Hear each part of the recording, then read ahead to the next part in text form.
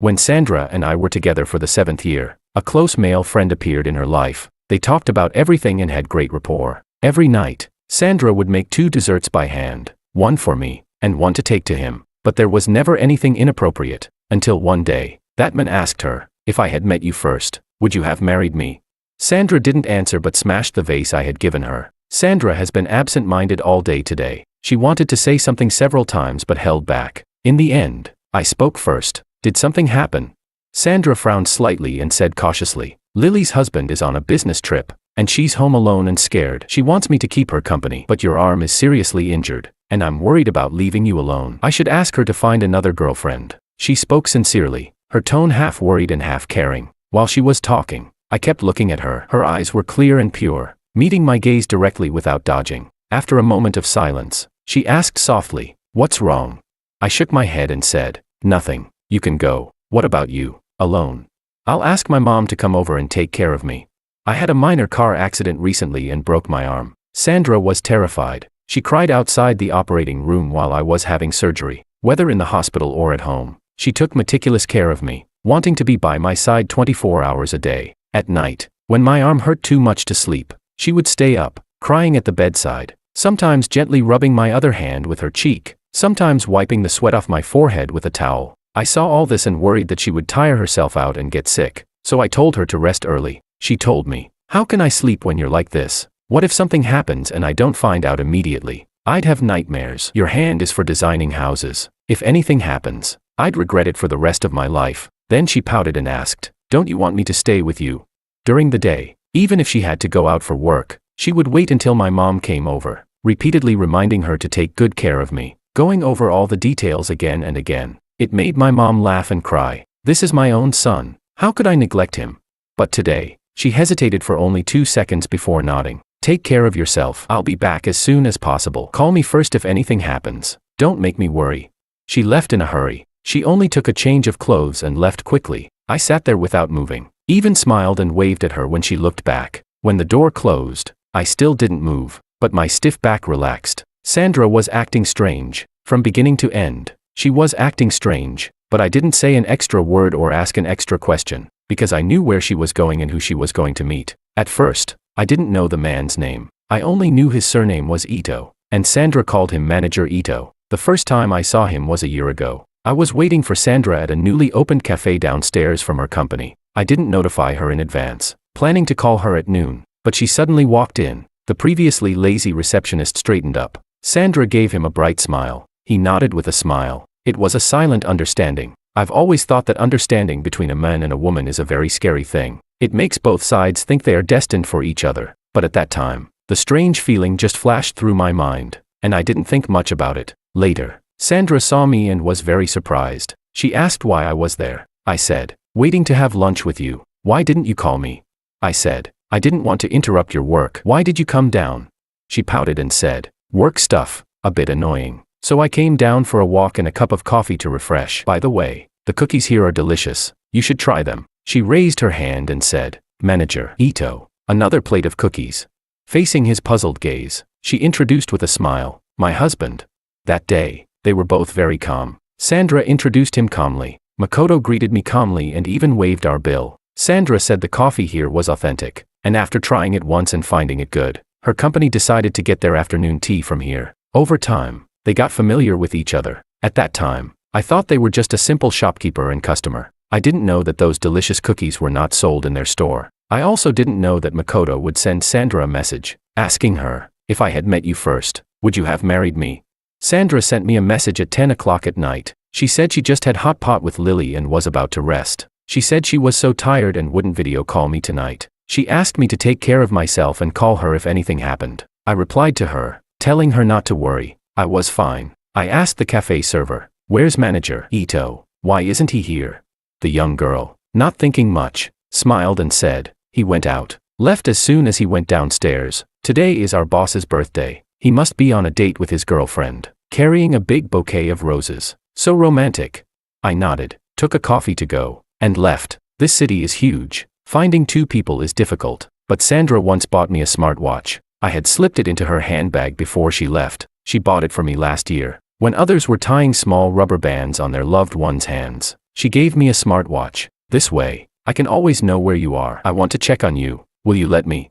She said it coyly, but I knew she cared more about the health monitoring than the location tracking. I had fainted from overwork once, and she was scared to death. She wanted to monitor my condition in real time. Of course, I gladly accepted her concern. That smartwatch was expensive, accurately monitoring my heart rate and pulse, and had precise location tracking. Just like now, it had been on the 12th floor of this hotel for 3 hours. I didn't rush over immediately. My arm hurt a bit, so I took a painkiller and a melatonin, lying on the soft bed, listening to white noise for sleep. But even so, I couldn't sleep. Just like that night over a month ago, that was the first time I checked Sandra's phone, because she seemed very disturbed. She cut her hand while peeling an apple for me, spilled a glass of water while pouring it. In an instant, her emotions seemed to collapse, hysterically sweeping everything off the table, including the vase I had customized for her for our wedding anniversary. Looking at the mess, I was silent. Sandra finally calmed down. Looking at the broken vase, she showed a look of regret. She turned to look at me, seeming to want to say something, but in the end,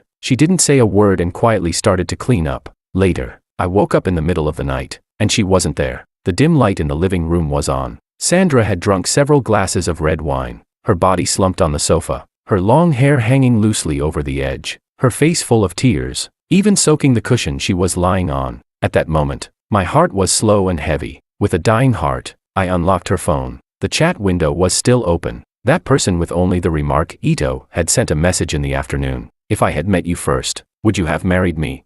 Sandra didn't reply. She didn't reply a single word, but that night, my heart died in her phone. I arrived at the hotel at 6 a.m. with my ID. I placed all my belongings at the front desk. Sandra is my wife, and I want to know which room she booked. If you refuse, I'll call the police. I didn't have the energy to argue with anyone. I was exhausted, physically and mentally drained. The receptionist was stunned for a long time. Her gaze turned from surprise to hesitation and then to pity. Please wait a moment. I'll check for you right away. She quickly gave me the room number. She also asked if I needed any help. I smiled and shook my head. Gathering my things, I went upstairs. Sandra didn't keep me waiting long. I had been standing outside the door for less than 40 minutes when the door opened. Makoto stood there, holding the doorknob, looking dejected. Behind him, a slender hand rested on his arm. A voice came through. Makoto, thank you, but I'm sorry. We really can't do this. Thank you. Thank you for what? Sorry. What are you sorry for? It seemed like a secret code between them. A look of sadness appeared on Makoto's face. Sandra, Alex. The air seemed to freeze at that moment. Sandra's hand, which was resting on Makoto's arm, retracted as if burned, but she didn't come out from behind Makoto. I asked, are you not leaving?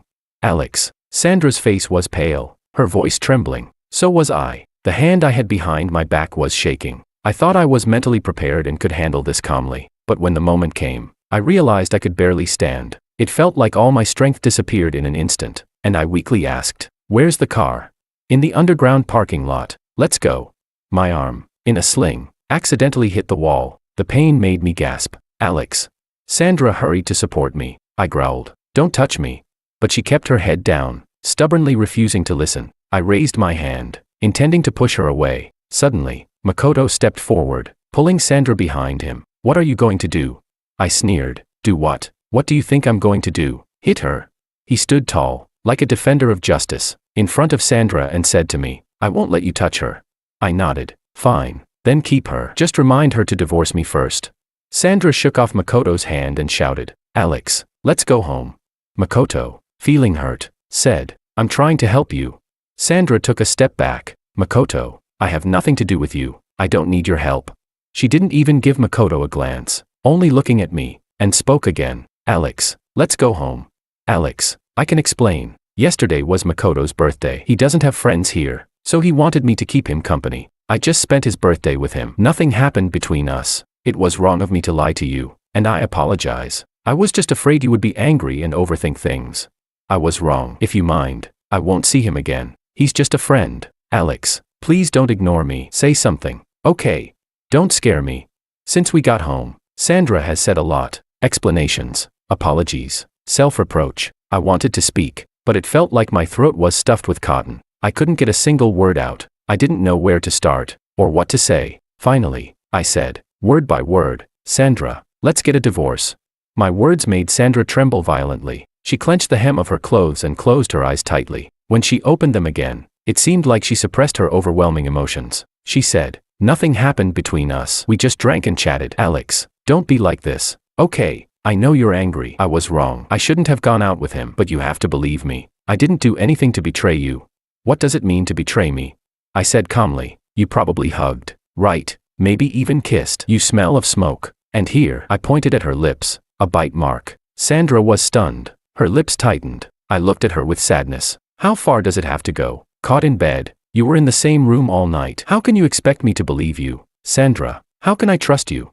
Sandra's head drooped in defeat. She closed her eyes, her eyelashes trembling gently. Her voice choked as she said, "Alex, I was wrong. I don't know what happened to me. I lost my mind, but I swear, nothing more happened between us. I beg you, for the sake of our years together, give me another chance. Besides, I'm pregnant. We're about to have a baby."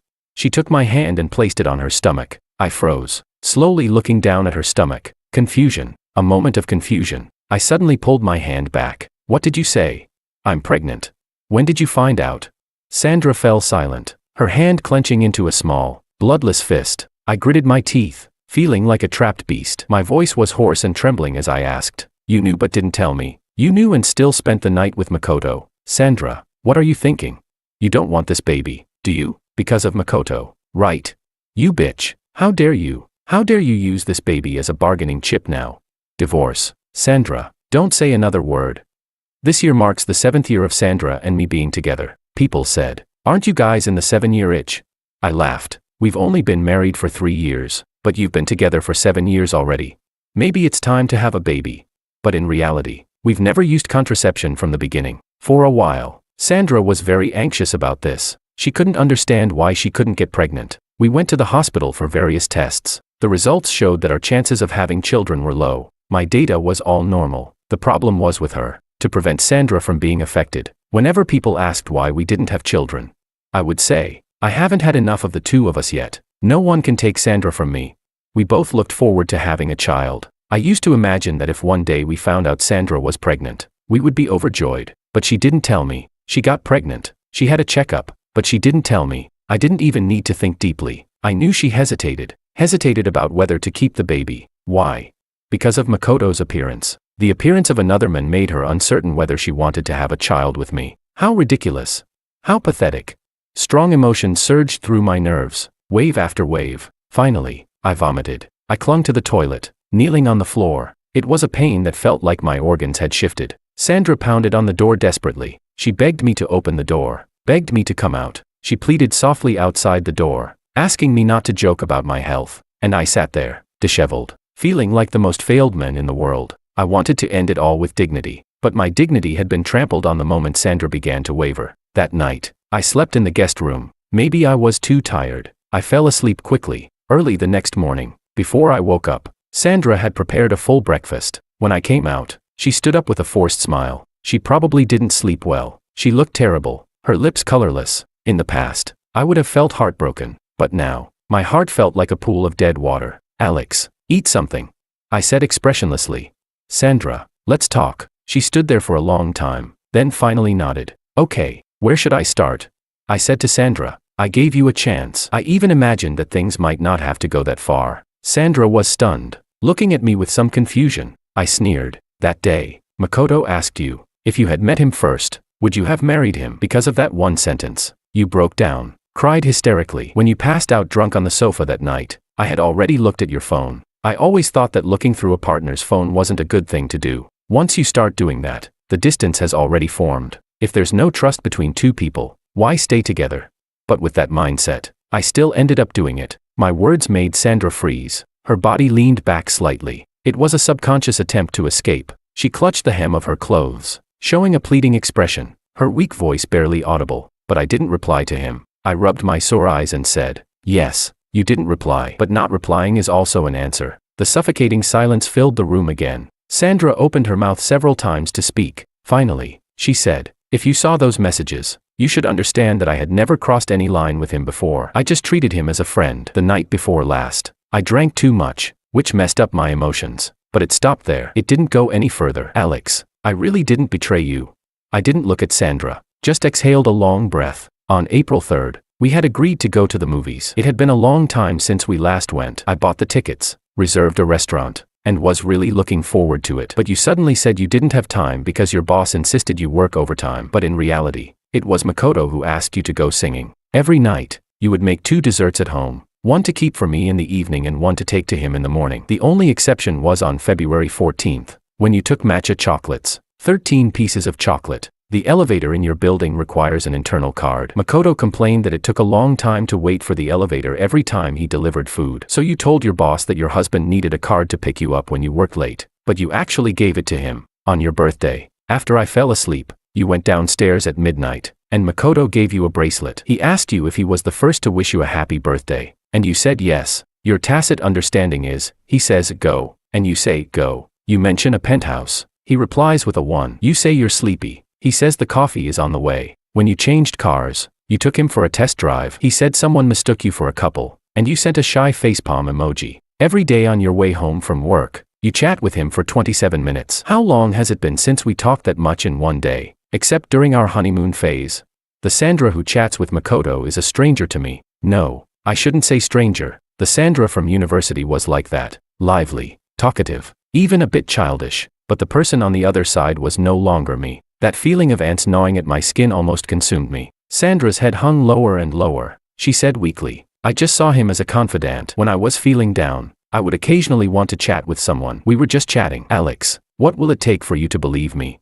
A deep sense of powerlessness pulled me down. Sandra, how far does it have to go to be considered cheating? Your closeness, your understanding, is like a guillotine hanging over my head. Is it cheating when the blade falls, or when you hang it above me? The bullet was already in the chamber before the trigger was pulled. I had fantasies. I love Sandra. We've been together for 7 years. I remember every bit of what she did for me. How could she betray me for such a person? But when I turned off my phone and lay down, I knew some things couldn't be ignored. After seeing those messages, after discovering all that, how could I still trust you? When you leave my sight and do something unusual, I know you're going to see him. At that moment, I knew our relationship had already been buried by you. Until Sandra agreed to see Makoto one last time, to drink with him one last time. He said, maybe this way I can let go. Sandra, please pity me. Sandra replied, okay. At that moment, the trigger was pulled. I was reborn through death. Sandra, let's get a divorce. Sandra disagreed. She said she was willing to make any compromise, except for divorce. She said she would always make desserts only for me, have lunch downstairs at my company, come home on time every day, and never step into the cafe again. Watching her busy and eager to please, I felt very sad. This was all unnecessary. I never liked compensations after the fact. Divorce is hard. I only realized how hard it is when I wanted to get divorced. When one party disagrees, you have to file a lawsuit. From filing to trial takes at least a month. If there is no major fault, the first trial won't grant the divorce. Then you have to wait 6 months and file again. Will it be granted the second time? Probably. Maybe. Perhaps. It's torturous. So I decided to move out. What are you doing? Where are you going? I ignored Sandra's words and continued packing my clothes into the suitcase. She went crazy, throwing my things around. What more do you want from me? I've already admitted my mistakes, apologized, and promised there won't be a next time. Why are you still unforgiving? Am I so unforgivable? Can't you give me just one chance for the sake of our years together? Alex, I'm begging you. Can't we be okay? The clothes in my hand wrinkled from my grip. I threw them hard on the floor. Sandra, I'm begging you too. Stop disgusting me. Sandra was scared, stepping back with red-rimmed eyes. She clutched her stomach and held onto the door frame. I won't divorce you. I'm pregnant. You can't divorce me. That was the last thing she said before she fainted. Threatened miscarriage. If symptoms worsen, it could lead to a miscarriage. The doctor's diagnosis was due to emotional upheaval and excessive worry. Her parents rushed over. They scolded me harshly, questioned how I was taking care of Sandra, asked if I was bullying her, causing her stress. I was too tired, too exhausted to even speak. Sandra looked at them nervously and said, Dad, Mom, stop it. Alex. I slowly raised my head, looking at the family of 3 in front of me. I want a divorce from Sandra. What did you say? I said I want a divorce from Sandra. You bastard. Her dad got angry and swung a punch at my face, but I grabbed his arm tightly. Sandra screamed, trying to intervene, but her mom held her back. You've spoiled him too much. You're pregnant, and he wants a divorce. Does he have someone else outside? Sandra stood still. I sneered and said, Sandra, this marriage is over. Because of this commotion, everyone knew about my desire to divorce Sandra. At first, my parents didn't understand, until I told them the real reason. Suddenly, they all fell silent. Sandra's parents didn't come looking for me either. They must have learned the truth. Only Sandra persisted. During her hospital stay, she called me many times, but I didn't answer any of them. She then called my parents. At first, their tone wasn't good, but as Sandra showed weakness and repeatedly mentioned the child, my parents wavered. Maybe, let it go. After all, Sandra is pregnant. Chapter 9 *. Yes, Sandra is pregnant. Everyone thinks this should be a get-out-of-jail-free card, but in reality, it's the last straw that broke the camel's back. I loved her so much. I wholeheartedly looked forward to the arrival of our child. But what about her? She stabbed me in the back, bleeding profusely, deep enough to see the bone. The feeling of being betrayed by someone you love torments me every second. I hate her. I no longer trust her. How can I spend the rest of my life with her? Do I have to wait until the marriage rots to the core to end it? Sandra stayed in the hospital for 15 days. Makoto visited once. He brought a fruit basket and flowers, saying he was there to check on her. But for the first time, Sandra looked at him coldly. Leave. Don't come back. Makoto was silent for a few seconds, then forced a smile and asked, What do you mean? You're not answering my calls or messages. What? We can't even be friends anymore. Does Mr. Wang still have a misunderstanding? I can go explain to him. Makoto. Sandra interrupted him. Let's not contact each other anymore. I wouldn't have known this, but Makoto came to tell me himself. He smoked, his face full of despair. I thought I could win her over. You just showed up a bit earlier than me. But now, I've lost. I give up. She's yours. His self-pity made me laugh. Did Sandra send you? Makoto smirked. Her last request to me. Of course, I'll fulfill it. Really? A deep love without regret. I called Sandra. As soon as she picked up, she said, Alex, I can be discharged soon. You'll come to pick me up, right? I said, abort it. What? The baby. Sandra cried, sobbing uncontrollably. Do you hate me so much that you want to kill our child? Sandra, I spoke calmly. If you have this child, and someday they ask why their parents divorced, what will you tell them? Yes, whether it's during her pregnancy or breastfeeding, I can't divorce her even if I file a lawsuit, but these periods will pass, and I will definitely divorce her. Sandra choked out. Why? I've already apologized to you. I've humbled myself, begged you in tears. What more do you want? Just for making one mistake, do I deserve a death sentence? Can't you give me one chance? Alex, is your heart made of stone?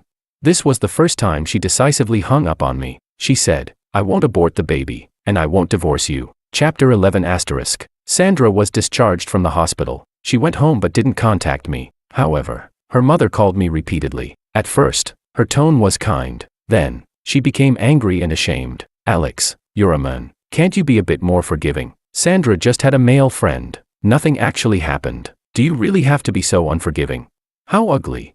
I had already prepared for worse. But then came the news that Sandra's mother was hospitalized. What happened? I asked a friend. He shook his head. Not sure. Seems she had a fight with Sandra's dad. No one knows the exact reason. How is she now? She's awake, but crying and screaming, saying she wants to die. I breathed a sigh of relief. Glad she was awake. My mom asked, Aren't you going to visit?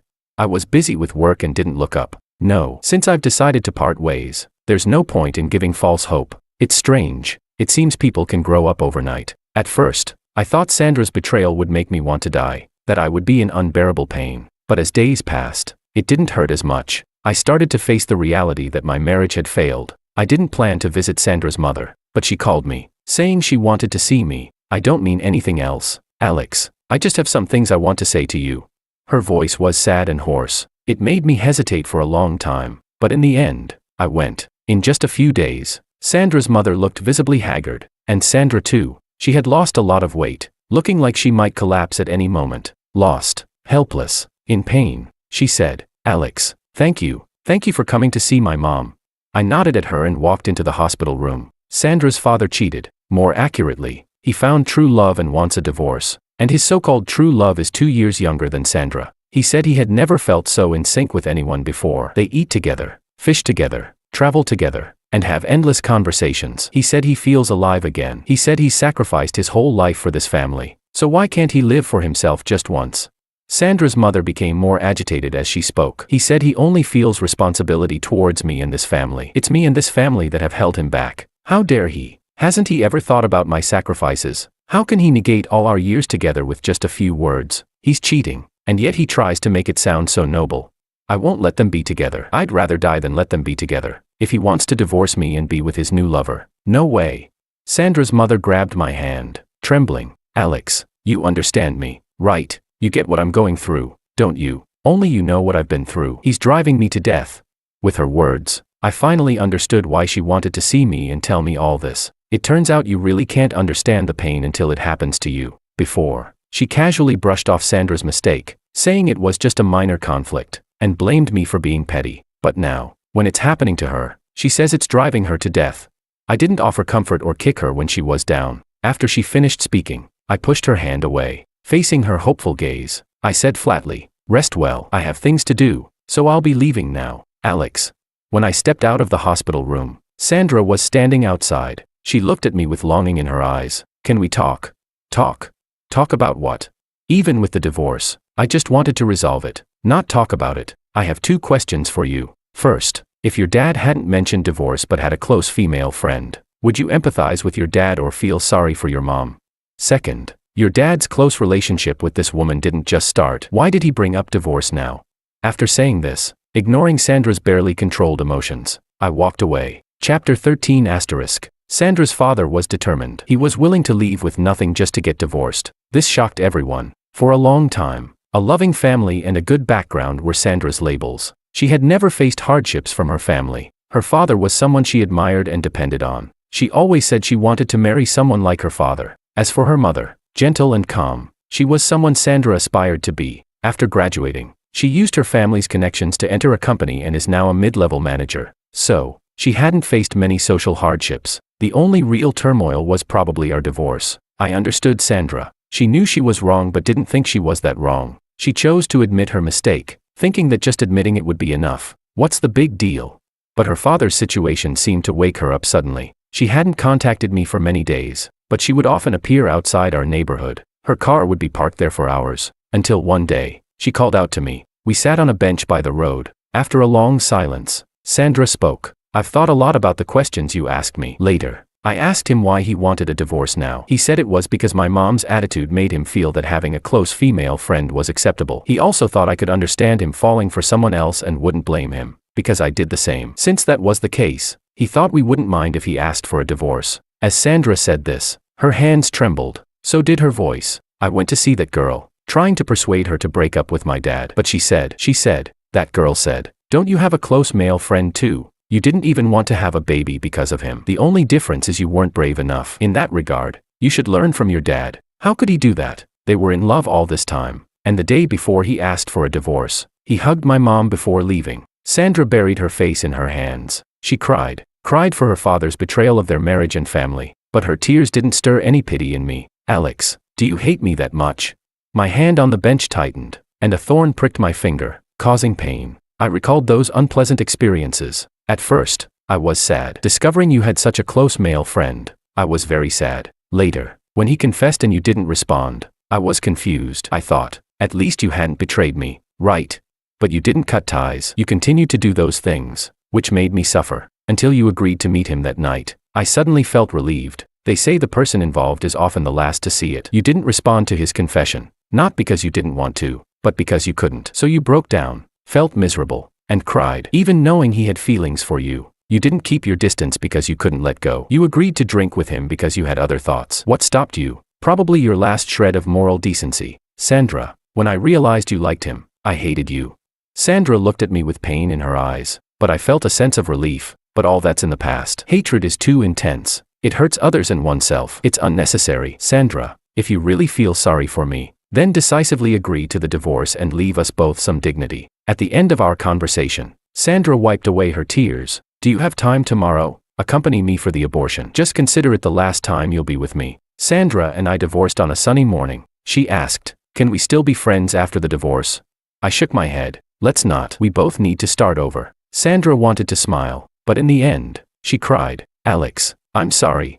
I accepted those 3 words calmly. I turned and left without looking back. Sandra's parents were still causing a scene. I heard her father had already set up a home elsewhere. Her mother argued and cursed every day, but it couldn't change her father's determination. So she started blaming Sandra, saying it was Sandra who set the example and influenced her father. One dramatic scene after another. I didn't need to see it myself. Countless people related to me. At first, I still ran into Sandra occasionally, but less and less over time, because her mother's antics affected both her father's career and her own job to varying degrees. Some people sighed, some ridiculed, some watched the drama unfold. Even my mom couldn't help but say, "It's a good thing you got out of that mess early, or we would have been affected too. What's wrong with that family?"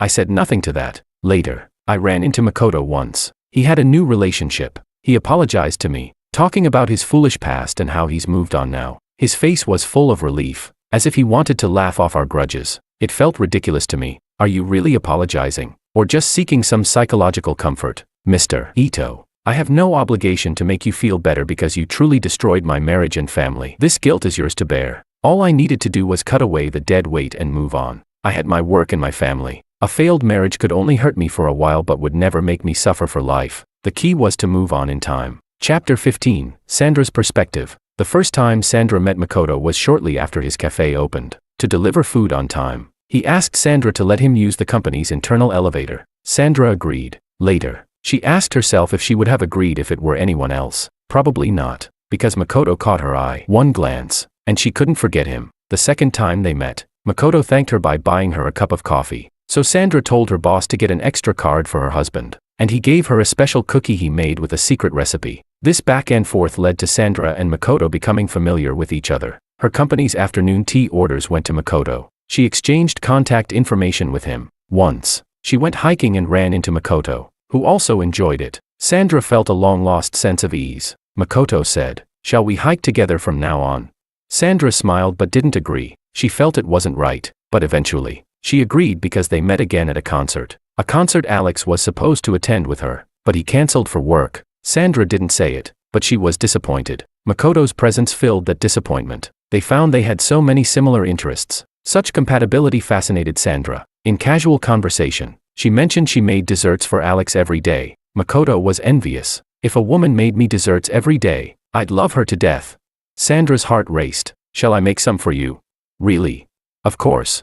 Sandra thought it was harmless, just making one more portion. So later, on Valentine's Day, Makoto said, "Being single for so long, I can't stand the smell of love." An employee named Shaoli received 13 pieces of matcha chocolate today. "I'm so jealous. It makes me want to fall in love." Without thinking, Sandra responded, "Do you have to be in love to receive chocolates? I'll give you some." Sandra didn't think deeply. At that moment, was she hoping Makoto wouldn't fall in love? Did Sandra like Makoto? She probably did, but whether this liking was related to love, Sandra hadn't thought about it, but she knew Makoto's liking was related to love. How could she not know? Women are most sensitive about these things, but she didn't want Makoto to say it. She couldn't give Makoto what he wanted, and didn't want to. She had a happy family and a loving husband. To her, Makoto could only be a friend, but Makoto still confessed in the end. This pained Sandra immensely, so much so that she didn't want to see Alex, as if Alex's existence was an obstacle. Sandra didn't respond to Makoto. Makoto pretended he hadn't asked. They continued their previous interactions, but there were differences. For instance, Makoto's increasingly intimate gestures. For instance, Sandra's hesitation about having the baby. Sandra was pregnant. Half a month after Makoto asked that question, she should have been happy. She should have told Alex immediately, but she didn't. She sat in the car for an hour, tore up the diagnosis, and went to meet Makoto for karaoke. Sandra was confused, thinking and thinking. The baby, Alex, Makoto. She needed to think it over. That night, she lost control. They hugged and kissed. Makoto unbuttoned her clothes. Just short of the final step,